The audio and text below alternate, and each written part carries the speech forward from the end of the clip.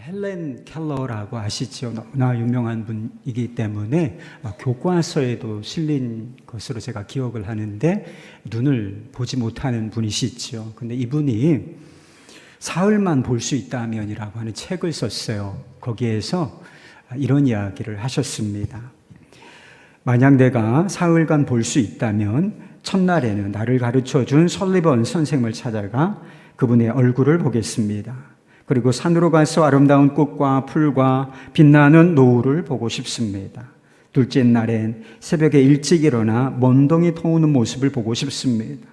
저녁에는 영롱하게 빛나는 하늘의 별을 보겠습니다. 셋째 날엔 아침 일찍 큰 길로 나가 부지런히 출근하는 사람들의 활기찬 표정을 보고 싶습니다. 점심때는 아름다운 영화를 보고 저녁에는 화려한 네온 사인과 쇼 윈도의 상품들을 구경하고 저녁에 집에 돌아와 사흘간 눈을 뜨게 해주신 하나님께 감사의 기도를 드리고 싶습니다. 여러분은 사랑하는 사람의 얼굴을 보고 계십니까? 아름다운 자연을 보고 계신가요? 요즘에 자연이 되게 아름답습니다. 아주 파랗고 얼마나 생명력 있는지 자연이 아름답다라고 하는 것을 저 같은 사람도 느끼고 있어요. 그리고 바쁘게 돌아가는 세상을, 사람들의 표정을, 그리고 아름다운 영화를 본 적이 있으십니까? 그렇다면 여러분의 마음속에 하나님을 향한 감사한 마음도 있으신가요? 이 모든 것들을 보면서도 하나님을 향하여 감사한 마음이 없다면 진짜 우리가 세상을 바르게 보고 있는가 의심해 봐야 하는 것입니다. 진짜 봐야 할 것은 아마 보지 못하고 있는지도 모를 일인 것입니다. 우리가 읽지 않았지만 마가복음 8장 1절부터 9절까지 말씀은 떡 7개와 그리고 물고기 2마리 이것을 가지고 예수님께서 4,000명이나 되는 사람을 먹이신 사건에 관한 기록입니다.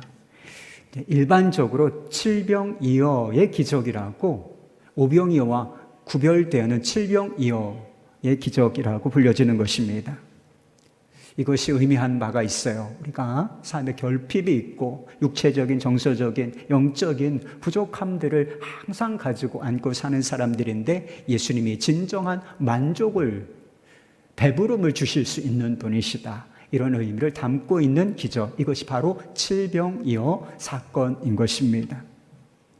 그 다음에 나오는 말씀이 바로 우리가 읽었던 이 본문의 말씀이 있는데 주제가 있어요. 크게 흐르는 주제 한 가지가 있는데 사람들이 보지를 못한다는 거예요.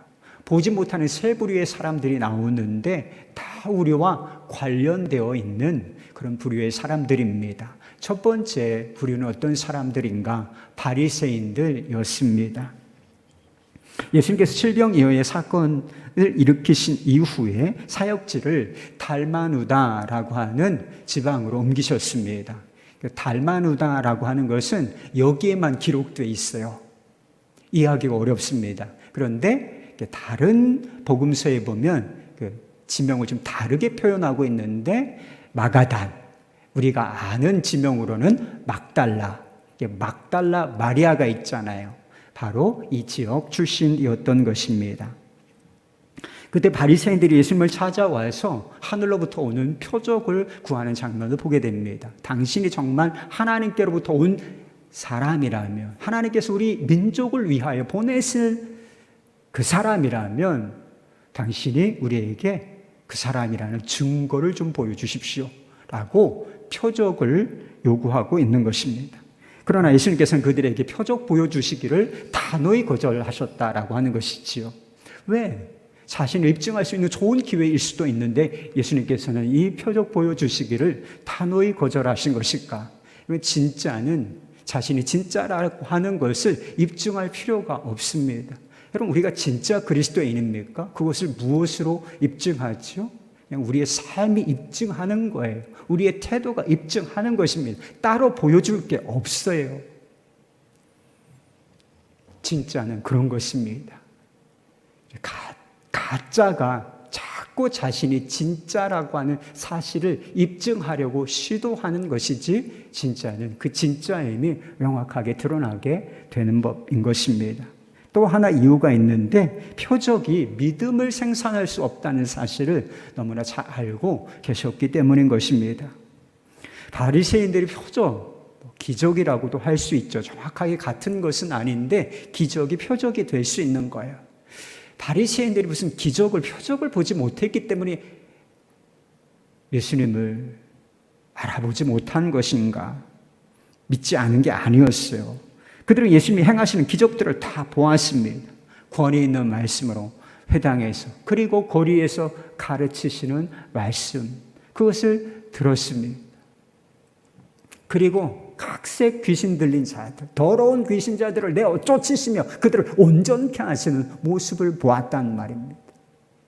정말 치유할 수 없는 질병을 안고서 피폐한 삶을 살고 있는 사람들, 말씀으로 온전케 하시는 거 다 목격하고, 심지어는 죽은 사람까지 탈리다굼, 소녀야 일어나라 하시는 말씀으로 일으키시는 것까지, 다시 살리시는 것까지 보았다는 것입니다. 그들은 아마 오병이어의 기적에 대해서도 잘 알고 있었고, 그리고 그 기적의 현장에 있었던 사람들도 아마 있었을지도 모릅니다. 더 이상 무엇을 봐야 한다는 것입니까? 그들이 이미 보아야 할 것을 다 보았다는 거예요. 그러나 그들은 아무것도 보지 못했다고 생각하고 있는 것이지요. 교만과 편견이 그들의 눈을 가리고 있었기 때문에 다 보았지만 아무것도 보지 못했다, 이렇게 여기고 있었던 것입니다. 젊은 신학생이 설교학 수업을 듣는데 설교학 수업 중에 그런 과제 하나를 받게 되었다는 것입니다. 그 과제는 가스펠 미션이라고 하는 곳에 가서 설교를 하고 돌아오라고 하는 과제를 받았다는 거예요. 이 가스펠 미션이라고 하는 것이 어떤 곳이냐면, 우리로 표현하면 노숙자들 사역하는 곳입니다. 이 사람들이 아주 밑바닥에서 생활하면서 주로 술을 드시면서 생활하시는 그런 사람들 대상으로 가서 설교를 하고 오라는 것입니다. 이곳에 오는 사람들은 설교를 드린 후, 예배를 마친 이후에 따뜻한 음식을 받을 수 있었기 때문에 이 젊은 신학생의 설교를 들어야만 했던 것이죠. 그 학생은 이 사람들이 술을 좋아하는 분들이고 알코올에 빠져 있는 사람들이 많이 있기 때문에 술의 해악이 어떤 것인지를 가르쳐야 하겠다라고 생각해서 아이디어 하나를 냈습니다. 맑은 비커 같은 맑은 그런 통에 한편에는 생수를 담았어요. 깨끗한 물을 담고, 또 하나의 병에는 맑지만 알코올, 술을 담았습니다. 젊은 신학생은 그 병을 꺼낸 후에 다들 보십시오 라고 말하면서 먼저 지렁이를 꺼내서 물이 담긴 병에 넣었다 그래요. 지렁이는 이리저리 헤엄치면서 돌아다니고 있었습니다. 몇 분이 지난 후에 그 지렁이를 꺼내 술에 담긴 병에 담갔습니다. 술이 담긴 병에 담갔어요. 지렁이가 술 속에 들어가자 어떻게 되었을까요? 경련을 일으키더니 분해되기 시작했고 결국 조각조각 해체되어 가라앉았습니다. 이 젊은 신학생이 그곳에 있는 사람들에게 물었어요. 여러분은 이 장면을 통해서 무엇을 보셨습니까? 무엇을 배우셨습니까? 무거운 침묵이 흘렀어요. 그런데 시간이 지나면서 어떤 머리가 하얀 노인이 입을 열었습니다. 글쎄, 젊은이, 술을 충분히 마시면 절대로 벌레가 생기지 않는다는 것을 알았네. 완전히 이 신학생의 의도와는 다르게 해석하고 받아들이는, 저도 그럴 때가 있어요. 제 설교를 다 알아들으시나? 본인이 원하는 대로 해석해서 듣는 사람들이 있을 것이라는 생각이 들어요. 보고 싶은 것만 보고 듣고 싶은 것만 듣는다, 이런 이야기가 있죠. 이것이 확증 편향이라고 하는 것입니다. 근데 이것이 우리 안에 다 있어요. 확증 편향이라고 하는 것이 누구에게나 난 이것이 없다고 생각하면 착각입니다. 이것이 다 이런 증세가 다 어느 정도 있다는 것이죠. 자신이 가지고 있는 신념이나 의견에 부합하는 것만 보고 듣는 성향을 말하는 것입니다. 이미 결론이 있어요. 내 안에 결론이 있는데 이 결론에 부합하는 증거들을 찾기 위하여 해석하여 사건을 본다는 거예요. 주변에 이해 안 되는 사람들이 있죠. 정말 이해 안 된다. 그 사람에게 정말 문제가 있어서 그럴 수도 있습니다. 그렇지만 대개의 경우에는 우리의 시선이 그 사람을 바라보는 시각이 편향되어 있기 때문일 수 있다는 것이죠. 우리 사회 진보와 보수가 이렇게 쫙 하고 갈라져서 대립하고 싸우는 모습을 보게 됩니다. 진보는 보수를 이해를 못해요. 보수는 진보를 이해를 못합니다. 그렇잖아요. 왜 그런 것일까? 확증 편향 증세가 있기 때문이라고 하는 것이죠. 내가 잘못 볼 수도 있다. 내가 이해하지 못하는 면이 있다. 이것을 정말 통렬하게 받아들이고 그 사람들을 이해하려는 노력을 시도하지 않으면 여러분 우리의 확증 편향 증세는 시간이 가면 갈수록 더 깊어져요. 보고 싶은 것만 보고 듣고 싶은 것만 듣는 그런 사람으로 전락해버리게 된다는 것입니다. 아가는 바리새인들이 표적을 구하는 동기를 11절에서 이렇게 표현했습니다. 예수를 힐난하며 그를 시험하여. 여기서 말하는 시험이라고 하는 것은 좋은 의도의 시험이 아니에요. 우리 학생들이 시험을 치르지 않습니까? 테스트.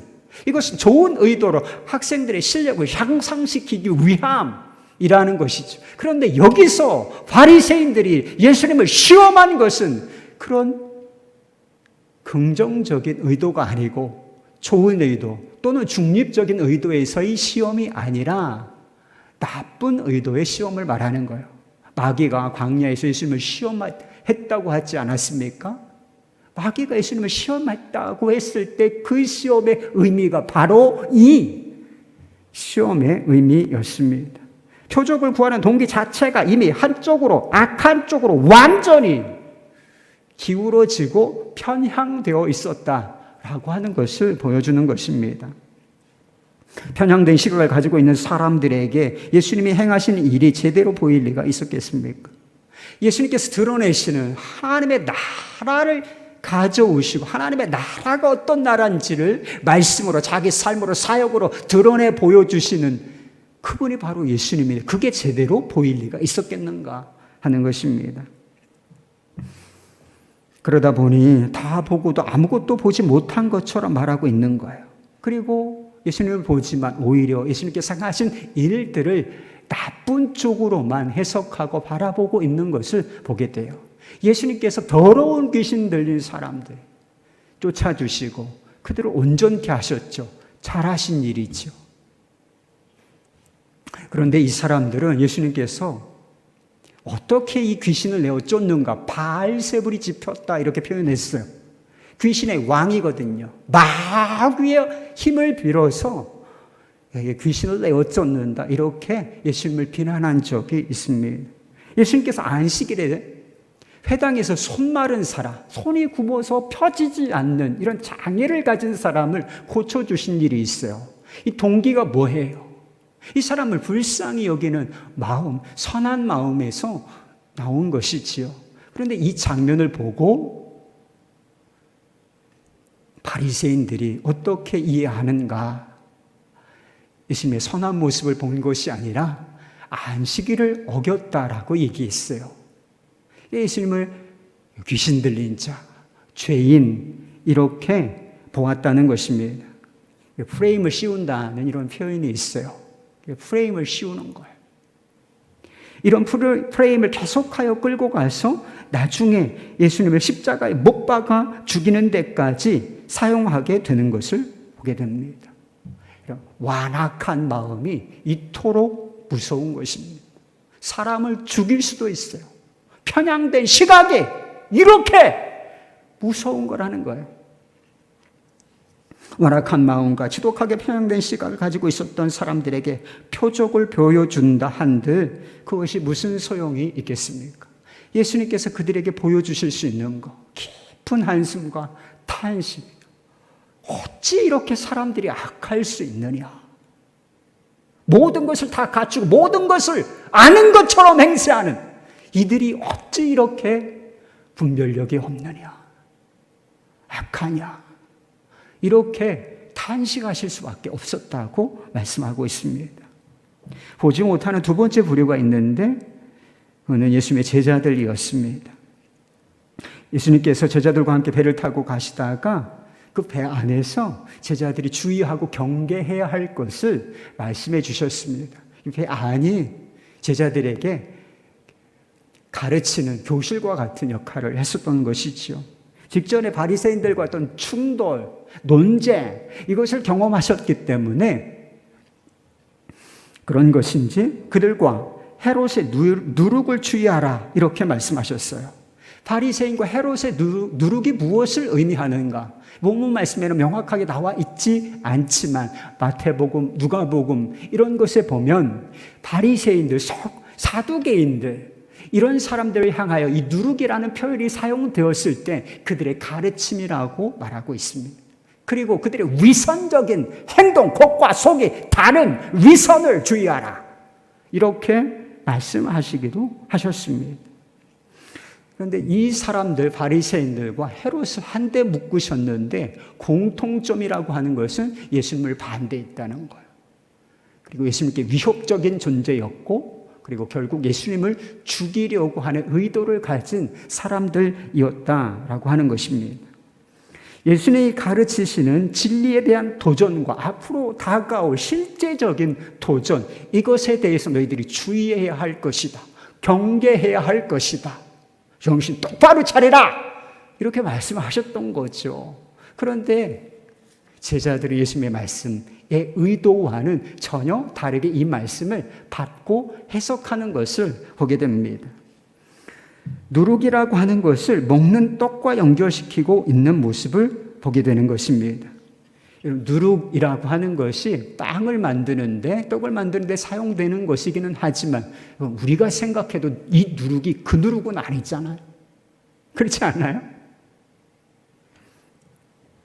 그런데 왜 그들은 누룩을 말씀하셨을 때 먹는 떡에 관한 말씀이다 이렇게 알아들었을까요? 그들의 마음에 이미 떡이 있었기 때문인 것입니다.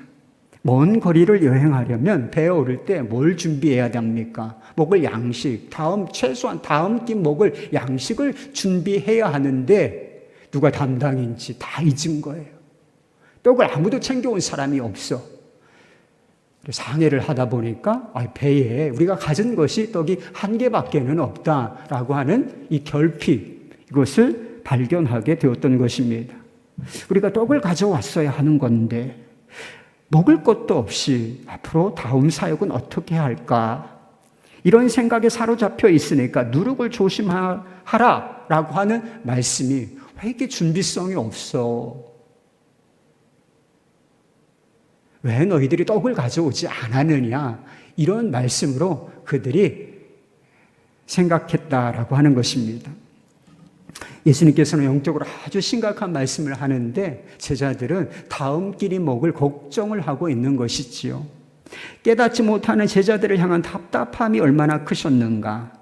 비슷한 말씀을 7번이나 연거퍼서 하시는 말씀을 보게 돼요. 17절 18절 말씀입니다. 예수께서 아시고 이르시되 너희가 어찌 떡이 없으므로 수군거리느냐.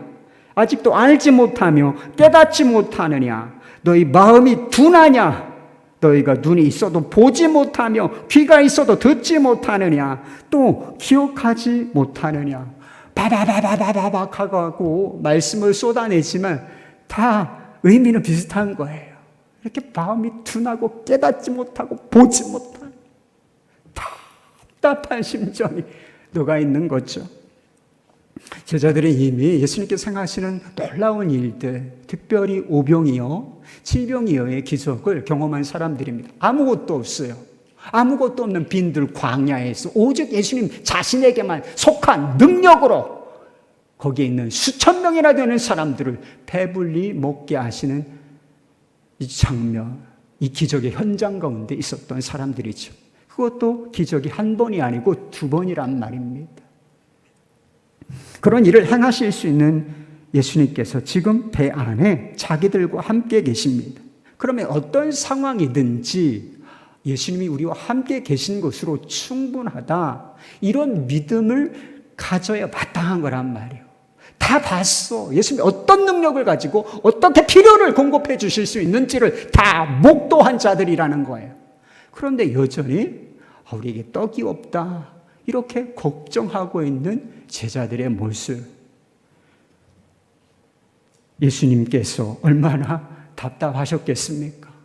예수님께서 행하시는 모든 일을 보고도 보지 못하고 깨닫지 못하고 예수님에 대한 믿음을 가지지 못한 사람들, 대단히 답답해 하셨다는 것입니다. 예수님께서는 제자들이 보지 못하고 깨닫지 못하는 이유가 그들의 둔한 마음 때문이라고 말씀하셨어요. 바리새인들이 가지고 있었던 완악한 마음, 의도가 나쁜, 아니 굳어지고 완악한 이 마음과는 좀 구별된 거예요. 완악하다, 둔하다, 분명히 다른 표현이지요. 구별됨이 있습니다. 그러나 믿음을 가로막는 장애물이라고 하는 점에 있어서는 다르지가 않아요. 무엇이 제자들의 마음을 그토록 둔하게 만들었던 것이겠습니까? 그것은 그들이 지금까지 삶을 살아온 방식, 세상을 이해하고 살아왔던 방식, 그것 때문이었습니다. 제자들은 예수님을 만난 이후에, 제자로 부르심을 받은 이후에 새로운 세상을 경험했어요. 예수님께서 새로운 세상을 열어주셨어요. 예수님께서 행하신 많은 일들을 통해서 세상의 틀이 깨지는 걸 봤습니다. 자연세계, 그리고 자신들의 한계, 인간의 한계가 파바바박 하고 깨지는 장면을 여러 번 경험한 사람들이었습니다. 그런데 이런 경험은 새로운 경험이고 사실 얼마 되지 않는 경험이었어요. 이 경험보다 그들이 지금까지 수십 년을 살아오면서 쌓인 경험들이 그들 안에는 장착되어 있었다라고 하는 것입니다. 경험이 반복되면 이게 지식이 돼요. 경험에서 나오는 지식이 되고, 지식이 좀 견고해지면 이것이 사고의 틀이라고 하는 것을 만들어내게 됩니다. 사고의 틀. 여러분, 우리 모두는 이 사고의 틀을 가지고 있어요. 그리고 시간이 지나면서 배움, 경험, 이런 것들이 쌓여가면서 이 사고의 틀은 견고하게 더 굳어지게 돼 있습니다. 그래서 사람이 잘 안 바뀐다, 이런 표현을 하지 않아요. 이 사고의 틀이 시간이 갈수록 명확해지기 때문에, 아주 견고해지기 때문에 삶이 안 바뀌는 것입니다. 어떤 상황이 주어질 때 어떻게 반응할 것인가, 이것을 결정하는 것이 바로 사고의 틀이에요. 요즘에 일반적으로 하는 말, 삶의 패러다임, 시대의 패러다임이라고 부르는 것입니다. 사람이 단순히 행동을 바꾸려고 해서 인생이 바뀌나, 삶이 바뀌어지는 것인가? 여러분, 의지가 없어서 삶이 안 바뀌는 게 아니에요. 마치 기차가 레일 위를 달리는 것처럼 우리의 삶은 사고의 틀을 따라서 움직이고 반응하게 되기 때문에 이 사고의 틀이 바뀌지 않는 한 결코 우리의 삶은 달라지지 않는다는, 똑같은 환경이 주어지면 똑같은 형태로 반응하게 되어 있다는 것입니다. 지금까지 떡을 누가 준비해야 했습니까?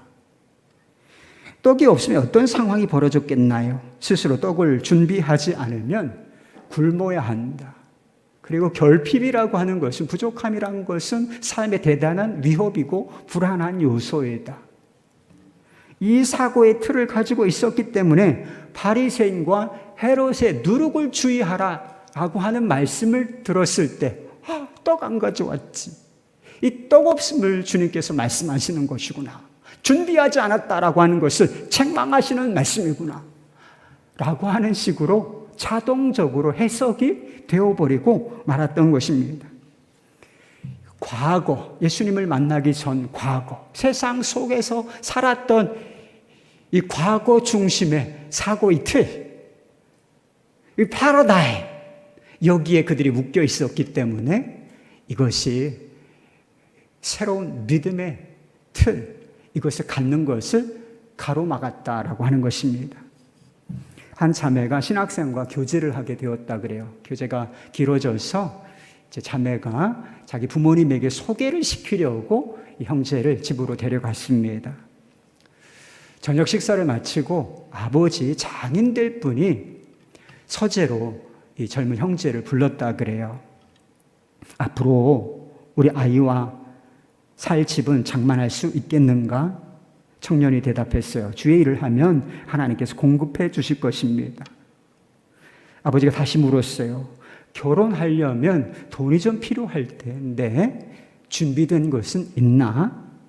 열심히 사역하다 보면 하나님께서 공급해 주실 것입니다. 아버지가 약간 당황했어요. 그래서 다시 물었습니다. 앞으로 아이들을 낳아서 키울 대책은 있는가? 그러자 청년은 대답했습니다. 걱정하지 않으셔도 됩니다. 하나님께서 책임져 주실 테니까요. 어떤 질문을 해도 걱정하지 않으셔도 됩니다. 하나님께서 책임져 주실 것입니다. 이런 식으로 대답을 했다는 거예요. 아멘이죠, 뭐. 아버지와 또 이 형제가 서재 밖으로 나왔을 때 어머니가 궁금한 거예요. 그래서 아내가 남편에게 청년 어때? 물었어요. 아버지는 이렇게 대답했습니다. 저 청년 말이야, 문제가 심각해. 문제투성이야. 마땅한 직업도 없는 것 같고, 그리고 돈도 없는 것 같단 말이야. 그런데 긍정적인 거 하나는 저 친구가 나를 하나님으로 믿고 있는 것 같아. 여러분, 하나님을 믿으십니까? 하나님께서 여러분들의 필요를 이해하시고 필요를 채워주실 수 있다고 여러분은 믿으십니까? 여러분, 신앙생활의 여정이 몇 년 또는 수십 년 된 분들이 있으시죠. 근데 하나님께서 내 필요를 채워주셨다. 정말 어려운 상황 가운데 있어도 하나님께서 먹고 살 수 있도록 역사해 주셨다. 이런 신앙적인 경험을 가지고 계신 분들도 계실 겁니다. 그런데 왜 실제적인 삶의 문제 속에서 우리가 그렇게 불안해하고 걱정하는 것입니까? 하나님의 나라는 보지 못하고 땅만 바라보며 그저 돈을 버는데, 돈을 모으는데 그렇게 관심이 많은가요? 스스로 노력하고 준비하지 않으면 먹고 살기 어렵다. 돈이 없으면 삶의 안전을 보장받을 수 없다. 이 오래되고 세상 편향적인 이 사고의 틀이 우리의 믿음을 가로막고 있기 때문인 것입니다. 제자들은 배에 떡이 없다는 것을 걱정했지만 예수님께서 걱정하신 것은 따로 있었어요. 그것은 제자들 안에 믿음이 없다는 거예요. 자기 세계, 자기 한계 탁 하고 자기 틀 속에 틀어박혀서 하나님의 나라를 바라보지 못하는, 이게 진짜 걱정이 되셨다는 거. 그래서 답답해 하셨다는 거예요. 어떻게 하려고 하냐, 앞으로. 이 위기가 올 건데 어찌할 거야. 여러분, 뭐 걱정하세요? 여러분, 걱정되는 게 요즘에 뭐가 있습니까? 먹고 사는 거 걱정합니까? 취직하는 거 걱정하나요? 진짜 걱정할 거는 다른 게 아니에요. 우리 안에 믿음이 없다는 것입니다.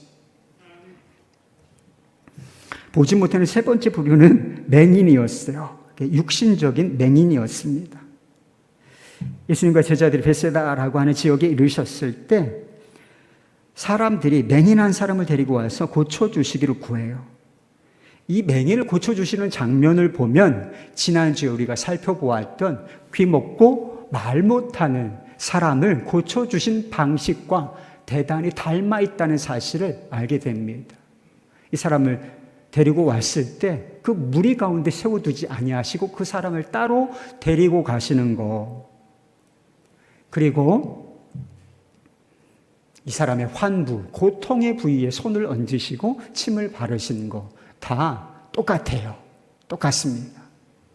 그러나 그때와는 다른 점이 하나 있다는 사실도 우리가 발견할 수 있게 됩니다. 예수님께서 맹인의 눈에 안수하신 이후에 무엇이 보이느냐라고 물으셨어요. 맹인이 대답하기를 사람들이 보이는데 나무 같은 것들이 걸어 다니는 것을 본다고 대답합니다.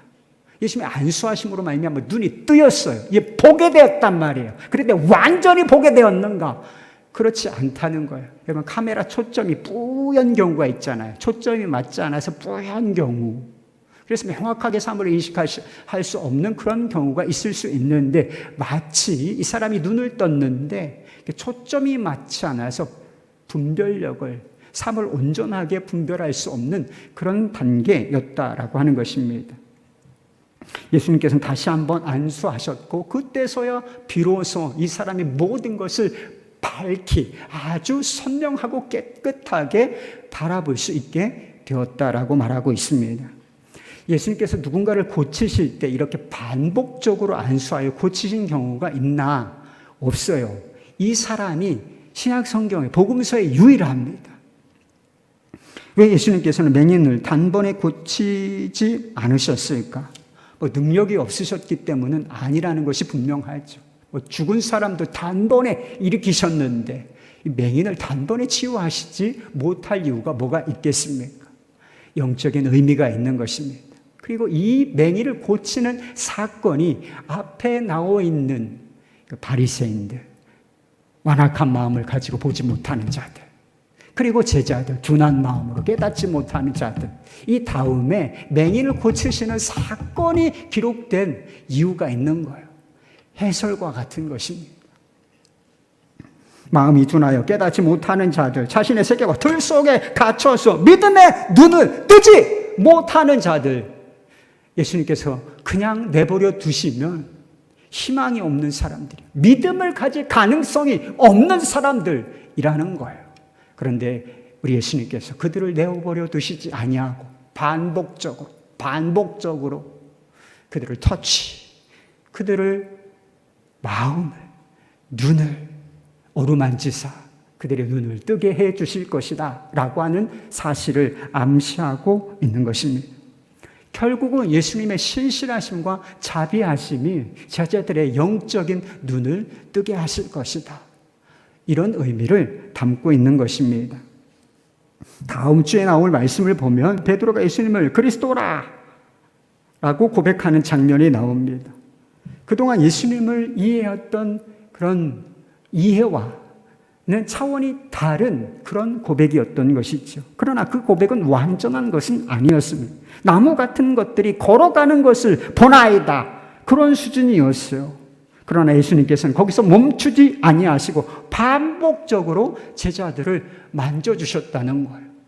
수많은 사건들을 또 말씀을 통하여 터치, 그의 둔한 마음을 충격을 주시고 깨뜨리시고 부드러운 마음을 갖도록 해주셨다는 것입니다. 그리고 궁극적으로 십자가를 통하여 그들의 둔한 마음을 완전히 깨뜨리시고 부활을 통하여 세상을 보는 방식을, 이 사고의 틀을, 죽은 자가 부활한 사람이 누가 있어요? 이것을 목격하게 하심으로 말미암아 세속적인 지금까지 쌓아왔던 경험의 틀을 완전히 깨뜨려 주셨다는 것입니다. 그때 비로소 영안이 완전히 열리고 예수님께서 어떤 분이신지를 밝히 보게 된다는 거예요. 지금 이해의 과정입니다. 그러나 결국은 주님의 만지심으로 인하여, 신실하심으로 인하여 주는 그리스도이시고 하나님의 아들이시며 온 세상 이 모든 사람들의 죄를 구원하시는 구주가 되신다는 사실을 그들이 명확하게 깨닫게 되는 것이죠. 영안이 열린 사람들, 이전과 똑같이 살 수 있었을까? 똑같이 살지 않았어요. 삶의 패러다임, 사고의 틀이 완전히 바뀌었기 때문에, 믿음의 틀로 자기되었기 때문에 새로운 삶을 살아가게 되는 것을 보게 됩니다. 땅에서 눈을 떼지 못하던 사람들이 하나님의 나라를 보게 돼요. 그리스도를 증거하고 하나님의 나라를 전파하는 것, 이것이 삶의 유일한 목적이 되는 것입니다. 다음 끼니를 걱정하던 사람들이 그 모든 걱정을 맡기고 고난과 순교를 불사하고 자신을 부르신 사명에 순종하는 사람들이 되어 그야말로 나는 죽고 예수로 살고 예수님 한 분으로 충분한 삶을 살아내는, 세상을 뒤집어내는 그런 영적인 거인들이 되었다는 것입니다. 주님께서 하신 일이에요. 주님의 신실하심이 하신 일입니다. 그런데 그거 아십니까?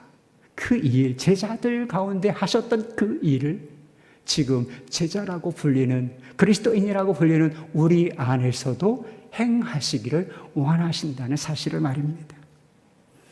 여러분, 우리는 얼마나 둔한 마음을 가지고 있는 사람인가요? 말씀을 한번 듣는다고, 어떤 충격적인 사건을 경험한다고 우리의 삶이 뒤집어지나? 제 삶을 봐도 그러지 않았습니다. 좀 내려놓을게. 제가 설교를 잘한다고 뭐 삶이 팍팍 변하면 다 변해. 온 세상 다 변했지 뭐. 여러분, 우리는 둔한 마음을 가지고 있는 사람이에요.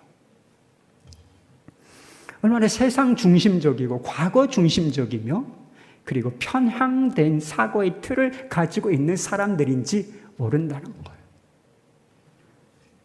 그러나 우리가 부르심을 받은 제자들이라면 예수님께서는 포기하지 아니하시고 반드시 우리의 마음을 터치, 부드럽게, 때로는 강하게 만져주실 것입니다. 이 사고의 틀을 깨는 작업을 우리 안에 들어오셔서 우리 안에 견고하게 장착되어 있는 이 사고의 틀을 깨는 작업을 하실 거예요. 주님, 여러분 오늘도 말씀을 들으시지요? 여러분이 가지고 있는 사고의 틀과 좀 충돌되는 게 있을 거예요. 반드시 말씀을 통해서도 예배를 통해서도 주님은 도전을 주시게 돼 있어요. 그 틀을 건드리시게 돼 있단 말입니다. 주님은 그 일을 포기하지 않으실 것입니다. 언제까지요? 예수님께서 우리의 삶에 그리스도 주 왕이 되실 때까지 말입니다. 모든 상황에서 예수님이 계신 것으로 충분하다, 이런 믿음이 우리 안에 들어올 때까지 말입니다. 그리고 하나님의 나라를 바라보고 하나님의 나라를 위하여 사는 것이 우리의 인생의 목적이 될 때까지 주님은 결코 그 일을 멈추지 않으실 것입니다. 지금 여러분은 무엇이 보이십니까? 아무것도 보이지 않아요. 믿음이 없는 것 같아. 그렇다면 보는 척하지 말고, 믿는 척하지 말고, 대충 아는 척하지 말고 그냥 모르면 모른다고 하십시오. 볼 수 없다면 볼 수 없다고 말씀하십시오. 제가 알지 못하겠습니다. 그러면 거기에 희망이 있는 것입니다. 나무 같은 것들이 걸어 다니는 것을 보긴 보는데 뿌옇게 보이나요? 초점이 좀 맞지 않습니까? 그렇다면 주님, 제 눈을 더 밝혀주십시오 라고 기도하실 수 있기를 바랍니다. 신성한 자극이 계속 주어질 것입니다. 우리의 삶의 틀을, 사고의 틀, 세상으로 편향된 이 사고의 틀을 깨고자 하시는 이 신성한 자극이 우리 마음 가운데, 우리 머리 가운데 계속하여 올 것인데, 그때 거부하지 마시고 안수를 받으시기 바랍니다. 완전하게 주님을 이해할 수 없다 할지라도 그저 주님 곁에, 제자들이 주님을 따랐던 것처럼 주님 곁에 주님을 바라보며 서 보십시오. 주님께서 불완전한 믿음이지만 불완전한 초점을 다시 맞춰주시고 모든 것을 밝히 볼 수 있도록 역사해 주실 것입니다. 그 믿음을 가지시기 바랍니다. 모든 상황 속에서 예수님이 나와 우리와 이곳에 함께 계신 것으로 충분합니다. 이 믿음의 눈이 열린 모두가 되기를 우리 주님의 이름으로 축원합니다. 기도하시죠.